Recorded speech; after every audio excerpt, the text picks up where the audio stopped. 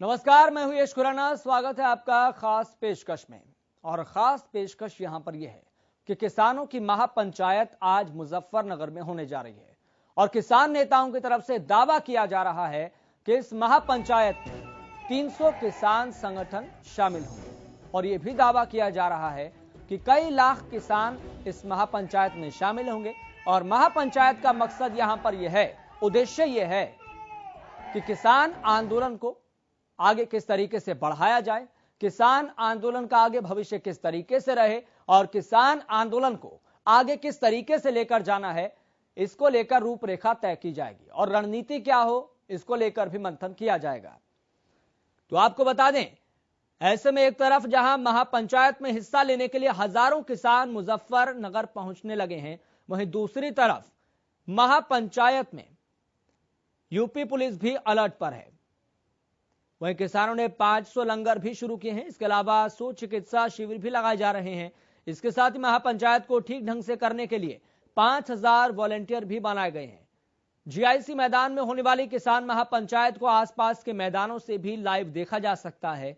बता दें कि मुजफ्फरनगर में किसानों की महापंचायत को लेकर सुरक्षा के कड़े इंतजाम भी किए गए हैं। शराब की दुकानें बंद होगी। राकेश टिकैत ने कहा कि हमें रोका तो बैरियर तोड़ देंगे। सुरक्षा के मद्देनजर प्रशासन के आला अधिकारियों ने मौके पर पहुंचकर चेकिंग की। महापंचायत में शामिल होने के लिए हरियाणा, पंजाब, पश्चिम बंगाल और राजस्थान सहित अन्य राज्यों से भी किसान मुजफ्फरनगर पहुंच चुके हैं।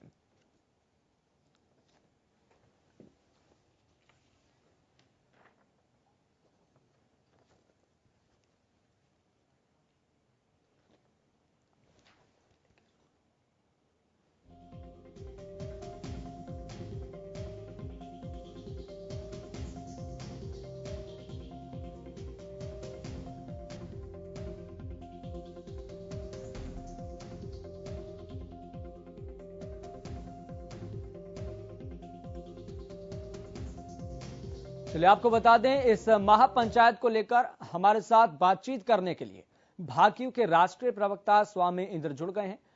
स्वामी इंद्र जी, आपका बहुत बहुत स्वागत है हरियाणा न्यूज पर।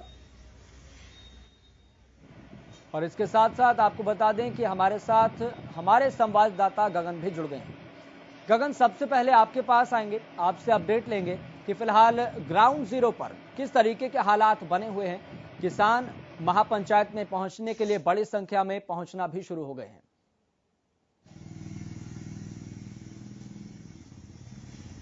जी बिल्कुल, देखिए यश, मैं आपको बताना चाहूंगा कि पिहोवा से भी काफी हजारों की संख्या में यहाँ से किसान जो मुजफ्फरनगर के अंदर जो महापंचायत होने जा रही है तो उसके लिए यहाँ से रवाना हो चुके हैं और पूरे कई राज्यों से यहाँ पर पूरे देश से ही वहाँ पर किसान पहुंच रहे हैं। जो आगे की रणनीति जो है ये किस तरह से तय की जाएगी, किस तरह से इस किसान आंदोलन के द्वारा जो जानकारी मिली है कि जिस तरह से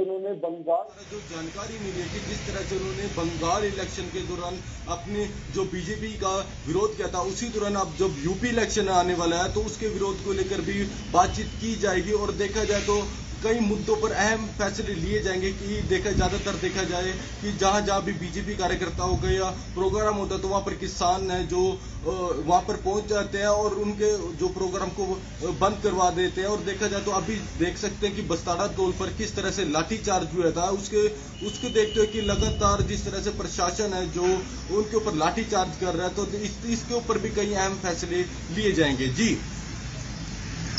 चलिए गगन, आपके पास लौटेंगे, चूंकि हमारे साथ भाकियू के राष्ट्रीय प्रवक्ता स्वामी इंद्र भी जुड़े हुए हैं। स्वामी इंद्र जी, महापंचायत आज है और इस बात का बेसब्री से किसान इंतजार कर रहे थे कि बड़ी से बड़ी संख्या में वहां पर पहुंचेंगे, जो रणनीति होगी उसको लेकर चर्चा करेंगे। लेकिन बड़ी बात यहां पर यह है, कई रिपोर्ट सामने आ रही है कि यूपी में आने वाले समय में विधानसभा चुनावों में बीजेपी की सरकार बनने जा रही है। इस पर आपकी पहली प्रतिक्रिया क्या है? देखिए, सरकारें बनती हैं और बिगड़ती रहती हैं, इसमें हमारा कोई लेना देना नहीं है। हमारा मकसद जो है केंद्र की सरकार के ऊपर ये दबाव बनाना है कि ये 3 काले कानून जो किसानों के ऊपर सरकार लेकर आई है, जो काले कानून है, किसानों के डेथ वारंट है, उन्हें वापस कराना। किसकी सरकार बनेगी, किसकी नहीं बनेगी, भविष्य की गर्भ में है। पर यह बात मैं आपके चैनल के माध्यम से स्पष्ट कर देना चाहता हूं, आने वाले समय में किसानों की सहमति के बिना भारत में कोई भी सत्ताधारी दल अपना अस्तित्व नहीं बना सकेगा और जो किसान से टकराएगा उसका अस्तित्व आने वाले समय में खत्म होने को हो जाएगा। मतलब आप ये कह रहे हैं कि यहाँ पर किसी की भी सरकार बने, हमें इससे कोई लेना देना नहीं है। हमारा जो टकराव है, जो तनातनी है, वो केंद्र सरकार के साथ है कि केंद्र सरकार इन तीनों कृषि कानूनों को वापस ले। तो फिर कई किसान नेता इस बात को सार्वजनिक तौर पर ऐसा क्यों कह रहे हैं कि हमारा जो मिशन है वो यूपी का है, मुजफ्फरनगर में जो महापंचायत होनी है इसका मकसद ये है ताकि हम जो यूपी में जो विधानसभा चुनाव होने हैं इसको लेकर हम लोगों को समझा सके, जनता को समझा सके कि देखिए कि किसानों के साथ केंद्र सरकार क्या कर रही है, देखिए किसानों के साथ बीजेपी सरकार क्या कर रही है, इसलिए आप ध्यान रखिए आने वाले समय में आपके साथ भी ऐसा ना हो, इसलिए बीजेपी को वोट ना दें। किसान नेता तो खुलकर इस बात को कह रहे हैं। क्या आप में डर है कि कोई इस बात को लेकर? बिल्कुल उस बात की मैं भी पुष्टि करता हूं। मेरा कहने का भाव यह है कि जो सरकार किसानों के खिलाफ होगी उनका अस्तित्व खत्म होने को है और खत्म हो जाएगा। किसान को पता लग चुका है, देश के मेरे को पता लग चुका है, मजदूर को पता लग चुका है कि पूर्व में बीजेपी सरकार ने जो घोषणा की थी कि पहली कलम से हम किसानों का कर्जा माफ करने का काम करेंगे, पहली कलम से देश के अंदर बेरोजगारों को 2 करोड़ जो है रोजगार देने का काम करेंगे और गरीब आदमी के खाते में 15 लाख में भेजने का काम करेंगे। वो तमाम बातें हैं जो देश का नागरिक समझ चुका है कि ये झूठे लुभावने वादे कर सत्ता के जो लोभी हैं, इन्होंने सत्ता को लेने के लिए लोगों के जज्बातों के साथ खिलवाड़ किया है। और अब स्थिति ये आ गई कि भारत के अंदर जो किसान है, मजदूर है, उसकी जमीन छीनने का ये काम कर रहे हैं। और यही कारण है कि हमने उत्तर प्रदेश जो है एक मिशन के तौर पे हमने माना है कि उत्तर प्रदेश और उत्तराखंड किसानों के लिए एक मिशन होगा और इस सरकार की हम जड़ें खोदने का काम करेंगे और जड़ से उखाड़ने का काम करेंगे। स्वामिंद्र जी, आप कह रहे हैं कि जमीन छीनने को लेकर, और ये बात कई किसान नेता खुले तौर पर लगातार कहते रहे हैं। आप ऐसा कोई मुझे कानून में सेक्शन बता सकते हैं जहां पर लिखा हो कि जमीन छीन ली जाएगी आपकी? उसमें तो ये चीज बताई गई है ना कि आपका जो कॉन्ट्रैक्ट होगा वो फसल का होगा, तो इसमें जमीन छीनने की बात कहां से आ रही है? यश जी, मैं आपको बता देना मुझे आप सेक्शन के साथ बताइए, तथ्य के साथ बताइए, जिससे मैं भी स्वीकार कर सकूं और जो दर्शक देख रहे हैं वो भी स्वीकार कर सके। सेक्शन के साथ आप बताइए। जी, मैं भी आपको तथ्य जी मैं आपको तथ्य बताना चाहता हूं। पहले तो बात स्पष्ट हो जानी चाहिए कि केंद्र को कृषि कानून को अपने हाथ में लेने का अधिकार ही नहीं है। ये जो है ये स्टेट का मुद्दा है जो हमारे संविधान में क्लियर लिखा हुआ है सेक्शन 5 के अंदर। दूसरी बात यह है कि जो नए कानून आए हैं उसके अंदर कॉलम नंबर 8 के अंदर लिखा है कि जो किसान और व्यापारी के साथ समझौता होगा कॉन्ट्रैक्ट फार्मिंग का, अगर व्यापारी भाग जाता है तो सरकार उससे रिकवरी जो है वो रेवेन्यू रिकॉर्ड से करेगी। रेवेन्यू रिकॉर्ड के अंदर जमीन आती है, ना कि व्यापारी का व्यापार आता है। इतने तो हम भोले नहीं है, हमें मालूम है कि रेवेन्यू रिकॉर्ड में किसान की जमीन है और इनकी आंख जमीन के ऊपर है। ये बड़े बड़े जो बातें बताई जा रही हैं किसानों के साथ ये होगा, उदारीकरण होगा। मैं आपको भारत के अंदर आज के मौजूदा हालात के ऊपर दृष्टि डालना चाहूंगा, जिससे एक आम उपभोक्ता के ऊपर क्या प्रभाव पड़ने वाला है और क्या प्रभाव पड़ चुका है। स्वामिंद्र जी, देखिए आज भारत के अंदर हरियाणा, पंजाब, पश्चिमी उत्तर प्रदेश। स्वामिंद्र जी, क्या पहले इस देश में कॉन्ट्रैक्ट फार्मिंग नहीं हो रही थी? पहले भी तो इस देश में कॉन्ट्रैक्ट फार्मिंग हो रही थी ना, तो कौन सा पहले जमीनें छीनी? आपके पास क्या उदाहरण है, क्या मिसाल है आपके पास, बताइए। पहले देश में यश जी मैं बता देना चाहता हूं, पहले देश के अंदर जो कॉन्ट्रैक्ट फार्मिंग थी वो एक कानून के तहत नहीं थी जिस कानून के तहत किसान को बंदिश में बांध दिया जाए। कॉन्ट्रैक्ट फार्मिंग के अंदर पहले किसान को न्यायपालिका में जाने का अधिकार था, पर इस कानून के लागू होने के बाद किसान न्यायपालिका में नहीं जा सकेगा। अपने साथ होने वाले लेकिन सरकार कह तो रही है ना स्वामिंद्र जी, सरकार कह तो रही है ना हम एसडीएम की बजाय हम आपको कोर्ट तक का अधिकार दे देते हैं, इसमें प्रावधान कर देंगे। तो दिक्कत क्या है? आप जो तर्क रख रहे हैं इस हिसाब से तो केंद्र सरकार भी कह रही है कि ठीक है, अगर आपको लगता है कि इस पॉइंट को लेकर संशोधन होना चाहिए तो हम संशोधन कर देंगे। तो फिर क्या दिक्कत है आपको? आप पहले कह रहे हैं कि पहले था इसमें जब कानून नहीं था, अब कानून बन गया, इसमें एसडीएम का जिक्र है कि ये जो अधिकार क्षेत्र है एसडीएम तक रख दिया। सरकार ने कहा कि हम इस क्लॉज में संशोधन कर देंगे और ये संशोधन को बढ़ाकर इस प्रावधान में हम न्यायपालिका तक आपको दे देंगे अधिकार। तो क्या दिक्कत है? बिल्कुल यश जी, एक कहावत है भारत में, पूत के पांव जो पालने में नजर आ जाते हैं अभी आप करनाल का जो है वाक्य नहीं भूले होंगे कि एक एसडीएम ये बोल रहा है कि किसान यहां से क्रॉस करे तो मुझे सिर फूटा हुआ नजर आना चाहिए, कोई भी किसान सुरक्षित नजर नहीं आना चाहिए। यानी कि ये कानून अभी लागू नहीं हुए जो सुप्रीम कोर्ट ने सस्पेंड कर रखे हैं। अगर ये वास्तव में धरातल पे लागू हो जाते तो किसानों की क्या स्थिति होती, ये आप और हम समझ सकते हैं। और दूसरी बात ये 11 दौर की वार्ता के अंदर सरकार ने किसानों से कहा था कि 4 बातों में से हमने आपकी 2 बातें मान ली। मैं आपके चैनल के माध्यम से जवाबदेही के साथ बात कहना चाहता हूं, केंद्र सरकार ने जो बातें मानी थी क्या वो सरकार ने लागू कर दी?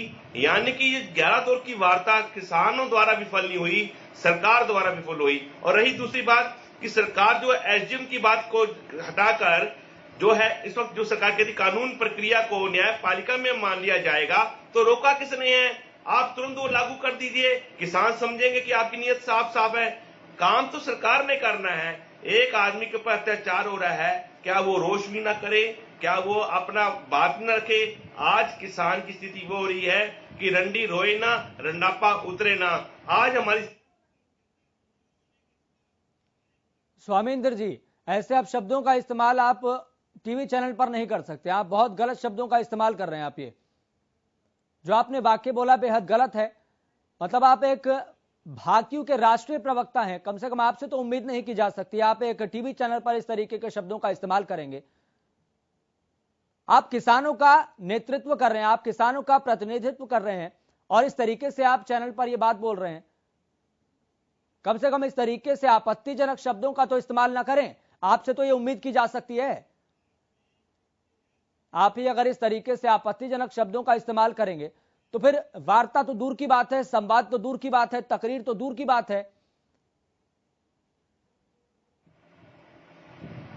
आप समझिए यश जी, आज स्थिति भारत में किसान की क्या हो गई है। किसान रो रहा है, गुस्से को समझ रहे हैं, रो रहा है, गुस्से को समझ रहे हैं और ये भी समझ रहे हैं कि धैर्य अब टूटता जा रहा है, धैर्य अब गिरता जा रहा है। लेकिन कम से कम अपने धैर्य को बनाए रखने के लिए भाकियू का आप नेतृत्व कर रहे हैं, राष्ट्रीय प्रवक्ता है, कम से कम इस तरीके से आप शब्दों का इस्तेमाल तो ना करें। जो है आपको जो लोग देख रहे हैं फिर आपसे क्या क्या क्या उम्मीद करेंगे? आप ये बताइए, क्या अपेक्षा करेंगे? मजबूत है, हम धैर्य के साथ बैठे हैं। आप धैर्य के साथ अपनी बात तो रखिए ना, क्या आप अब शब्दों का इस्तेमाल करेंगे? जी बोलिए। स्वामींद्र जी, मैंने क्षमा याचना आपसे कर दी है। अगर आपको मेरी किसी बात का बुरा लगा है उसके लिए मैं क्षमा का प्रार्थी हूं। जी स्वामींद्र जी, यहां पर बड़ी बात यह है जिस तरीके से 9 महीने से ज्यादा किसान आंदोलनरत हैं, धरनारत हैं, एक बड़ी बात यहां पर यह है कि संवादहीनता की दीवार जो खड़ी हो गई है वो आखिर टूटेगी कैसे? क्या किसानों के पास इस बात का कोई हल है? क्योंकि सरकार तो कह रही है हम तीनों कृषि कानून किसी भी कीमत पर वापस नहीं लेंगे। क्या किसानों के पास हल है कोई इस बात का? जो संवादहीनता की दीवार जो खड़ी हो गई है वो टूटेगी कैसे? देखिए, किसान लगातार देश और देश की सरकार से संवाद बनाए हुए हैं। सरकार नहीं सुनना चाहती। आपने देखा कि देश का किसान देश की दहलीज पर चारों तरफ बैठा हुआ है सरकार से मिलने के लिए। बीच में आपने देखा जब मानसून सत्र चल रहा था, किसान ने दिल्ली की संसद के बाहर अपनी संसद लगाई, जिसमें किसान को सुनने के लिए देशी विदेशी मीडिया भी चलकर आया और यहां तक कि भारत के माननीय सांसद जो विपक्ष पार्टी के थे वो भी चलकर आए। फिर सत्ताधारी पार्टी को आने में क्या ऐतराज था जब किसान अपनी चर्चा खुले मंच पे कर रहा है। और आज भी जो किसान ने एक बड़ा मंच लगाया हुआ है, मैं चाहूंगा कि देश के प्रधानमंत्री चलकर आ सकते हैं। जब उन्हें यूपी चुनाव की इतनी फिक्र है तो क्या वो किसानों की पंचायत में नहीं आ सकते? पूर्व के अंदर आपने देखा होगा उत्तर प्रदेश के मुख्यमंत्री जो आज रक्षा मंत्री हैं वो भी किसानों की चर्चा में खुद चलकर आते थे। तो क्या आज ऐसी क्या समस्या आ गई जब आप देश की सत्ता में पहले भी शामिल थे और आज भी शामिल हैं और आप खुद मालिक हैं देश के, तो आपको अपने लोगों से इतनी नफरत क्यों है? आप किसानों से इतनी नफरत क्यों कर रहे हैं? किसानों से आप चर्चा क्यों नहीं कर लेते? आज किसान, आपको समस्या ये आ गई, किसान पढ़ा लिखा हो गया, किसान कानून जानता है, किसान आपकी भावना बातों को समझता है कि आप बोलते कुछ हैं करते कुछ हैं। यही कारण है कि सरकार की असलियत जो है जनता को जाहिर हो चुकी है। सरकार अपने को बचाती फिर रही है, काउंटर फायर करती है, पर किसान से संवाद नहीं करती। स्वामींद्र जी, सबसे बड़ी बात यहां पर यह है जो सिनेरियो बनता हुआ दिखाई दे रहा है, जो परिस्थितियां बनती हुई दिखाई दे रही है, उसको लेकर एक बहुत इंपॉर्टेंट बात है, बहुत महत्वपूर्ण बात यहां पर यह है विश्वास की।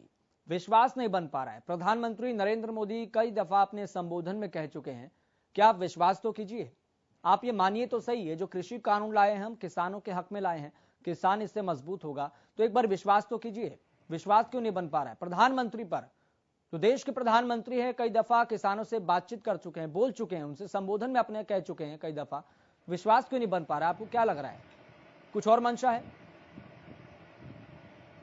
यश जी देखिए मैं बताना चाहता हूं, देश की न्यायपालिका पे, देश की सरकार पे, माननीय प्रधानमंत्री पे पूरे देश को विश्वास है। वो अपना विश्वास खुद ही नहीं बना पा रहे, इसमें किसानों की गलती नहीं है। उनकी स्थिति जो है भ्रमक हो चुकी है। उनके ही जो है आप देखेंगे पार्टी के कुछ शीर्ष नेता आज खुद पार्टी के खिलाफ बोलते नजर आ रहे हैं। यह सत्यपाल मलिक ने खुद कहा है कि हरियाणा प्रदेश का मुख्यमंत्री जानबूझकर ऐसी हरकतें कर रहा है, ऐसे कार्य कर रहा है जिससे केंद्र नेतृत्व का जो है स्थिति खराब हो जाए, किसानों में उसकी स्थिति धूमिल हो जाए। तो उसे तुरंत किसानों से माफी मांगनी चाहिए और केंद्रीय नेतृत्व को किसानों से वार्ता शुरू कर देनी चाहिए। यानी कि कहीं ना कहीं खुद पार्टी में और बड़े नेताओं में एक डिफरेंस क्रिएट हो चुका है, जिसे उन्हें खुद ही सही करना होगा। किसान तो 9 महीने से लगातार शांतिपूर्ण तरीके से अपने धरने को चला रहा है, अपनी जनसभाएं चला रहा है, अपनी पंचायतें चला रहे हैं। उसी कड़ी के अंदर आज महापंचायत होने जा रही है, जिसके अंदर किसान अपना ही रिकॉर्ड तोड़ेगा। चौधरी महेंद्र सिंह के जो सभा हुई थी, महापंचायत हुई थी, जो दिल्ली में बोर्ड क्लब पे हुई थी, जिसके अंदर भारत के तमाम किसान नेता इकट्ठे हुए थे, उसकी जो तादाद थी 10 लाख थी, आज वो तादाद बढ़कर 25 लाख से कई गुना अधिक होने वाली है। स्वामींद्र जी, दुष्यंत चौटाला कई दफा ये सार्वजनिक रूप से कह चुके हैं, आप आइए सरकार के पास, मैं मध्यस्थता करूंगा, मैं आपको केंद्र सरकार के पास लेकर जाऊंगा, मैं आपको कृषि मंत्री नरेंद्र सिंह तोमर के पास लेकर जाऊंगा, उनसे टाइम लूंगा, आप आइए अपना दल लेकर, मैं बातचीत आपके बीच में कराऊंगा। तो क्या इस बात को किसान सीरियस ले रहे हैं? क्या दुष्यंत चौटाला के पास किसान नेता जाएंगे? बातचीत होना बेहद जरूरी है। देखिए ये बात जो है खुद दुष्यंत चौटाला को कहने से पहले सोचनी चाहिए। पहले वो सत्ता के अंदर भागीदार हैं, उन्हें जाकर सरकार से खुद बात कर लेनी चाहिए। क्या केंद्र की सरकार दुष्यंत चौटाला के ऊपर विश्वास करती है? क्या उन्हें लगता है कि उनका जो तालमेल है सही है? पहले वो अपनी स्थिति स्पष्ट कर लें, बाद में किसानों की बात करें। स्वामींद्र जी, तालमेल बढ़िया है, तालमेल अच्छा है, बातचीत अच्छी है, तभी तो वो सरकार में है, तभी तो गठबंधन है, नहीं तो आज तो कुछ और परिस्थितियां होती, आप भी जानते हैं। तालमेल अच्छा है तभी तो गठबंधन है हरियाणा में। आप आइए तो सही, तो किसान नेता आए तो सही, जब वो इस बात को विश्वास के साथ कह रहे हैं, आप आइए तो सही, बातचीत तभी तो होगी ना। आप आइए तो सही किसान नेताओं को लेकर, वो कह रहे हैं कि मैं बातचीत कराऊंगा, मैं समय लूंगा नरेंद्र सिंह तोमर से। देखिए बिल्कुल यशपाल जी, मैं वही कह रहा हूं, आपके यश जी आपके चैनल पे वही कह रहा हूं मैं। खुद दुष्यंत चौटाला इस बात को स्पष्ट करे कि इन कानूनों में क्या कमी है, और कमियां हैं तो सरकार को चिताए और वो कमियां दूर कर किसानों के बीच में आए। आप तो बनी बनाई बात को बिगाड़ने का काम कर रहे हैं, ना कि किसानों के दुखों पे मल्लम लगाने का काम कर रहे हैं। आप हरियाणा के अंदर उप मुख्यमंत्री हैं, आपके होते हुए किसानों पर लाठियां बांधी जा रही हैं, आपके होते किसानों के ऊपर टीयर गैस छोड़े जा रहे हैं, किसानों के सिर फोड़े जा रहे हैं। उसके लिए आपने खेद प्रकट करना चाहिए। इस सरकार से तुरंत आपको अपना जो साथ है छोड़ देना चाहिए और इस्तीफा देकर किसानों के बीच में आ जाना चाहिए था। आपको लग रहा है कि ऐसा हो पाएगा? दुष्यंत चौटाला ऐसा करेंगे? उन्होंने कहा, उन्होंने सीधे तौर पर कई दफा ये कह चुके हैं कि अगर जिस दिन भी एमएसपी किसानों को मिलना बंद हो गई, मैं इस सरकार से इस्तीफा दे दूंगा। उन्होंने सीधे तौर पर यह बात कही है। उन्होंने कहा कि हाँ, मैं ये मानता हूं कि कृषि कानूनों में संशोधन होना जरूरी है, और संशोधन कैसे होगा? बातचीत के जरिए। संशोधन कैसे होगा? जब संवाद होगा। जब संवाद ही नहीं हो रहा, दोनों पक्ष अपनी अपनी बात पर अड़िग हैं, तो फिर इस मसले का समाधान कैसे होगा? वो भी तो यही बात कह रहे हैं। यदि इसके लिए उनका कोई पार्टी का जो कार्यकर्ता या प्रवक्ता आप इस मध्यस्थता में होता, इस चर्चा में होता, तो मुझे ज्यादा अच्छा होता कि बेहतर होता कि वो इसका सवाल उठाते, हम उसका जवाब देते। स्वामिंदर जी, ये तो कई दफा कह चुके हैं ना दुष्यंत चौटाला, आपको भी पता है इस बात का। वो कह रहे हैं आप आइए तो सही, हम बातचीत कराएंगे, लेकिन बातचीत के लिए कोई किसान नेता आया क्या? आप खुद ईमानदारी से बताइए, आया कोई किसान नेता उनके पास कि हम बातचीत करना चाहते हैं केंद्र सरकार से? एक बात देखिए, जब पूरा हरियाणा प्रदेश आंदोलन में है और हरियाणा के किसान जो है दिल्ली के दहलीज पर बैठा हुआ है, तो किसानों को जाने की क्या जरूरत है? हरियाणा के मुख्यमंत्री, उप मुख्यमंत्री जनता के प्रतिनिधि हैं, वो जनता के बीच में क्यों नहीं आते? वो अपने को इतना बड़ा क्यों बना रहे हैं कि किसान इस देश का उठकर उसके पास चलकर आए? किसान अपने आंदोलन को लड़ रहा है और सही लड़ रहा है, उनको सही लगता है तो किसानों के बीच में क्या बैठ जाए? चलिए स्वामिंदर जी, बहुत बहुत शुक्रिया बातचीत करने के लिए, आपने अपना पक्ष रखा। तो किसानों की महापंचायत आज मुजफ्फरनगर में होने वाली है और इस मुजफ्फरनगर की महापंचायत के जरिए अपना उद्देश्य तय किया जाएगा, अपना लक्ष्य तय किए जाएंगे कि क्या क्या लक्ष्य रहने वाले हैं और रणनीति किसानों की क्या रहने वाली है। फिलहाल यहां पर रुकेंगे एक छोटे से ब्रेक के लिए। ब्रेक के उस पार भी ये चर्चा जारी रहेगी।